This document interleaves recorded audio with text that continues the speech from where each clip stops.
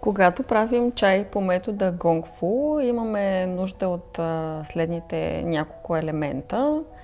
Чайна маса, наречена ча пан, която има дупчици, в които изливаме излишната вода или излишния чай, и сифон, в който се съхранява, не знам дали виждате, в който се съхранява мръсната вода.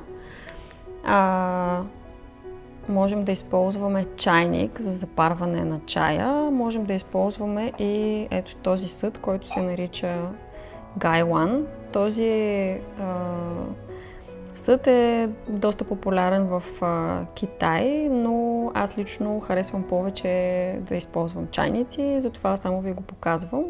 В него се сипва чай, сипва се вода и по ето този начин се хваща и се излива запарката.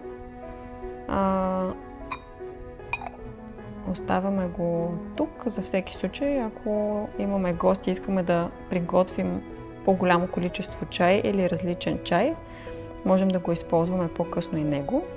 За сега ще използваме този глинен чайник. Аз вече съм сипала чаят в него и съм готова да го залея с гореща вода. Хубаво е да имате кана, на която имате градуси, за да знаете на каква температура загрявате водата.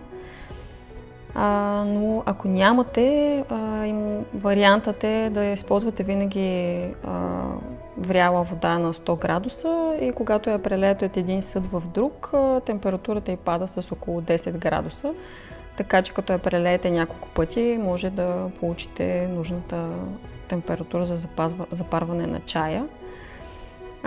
Другите елементи, от които имаме нужда, за да си приготвим чай по метода Gongfu, това са чашките, разбира се. Те са такъв малък размер за по-удобна дегустация и по-удобно пиене. И това, което е в центъра, е може би един от най-главните елементи в приготвянето на чай. Нарича се чашата на справедливостта или Gong Dao Bei.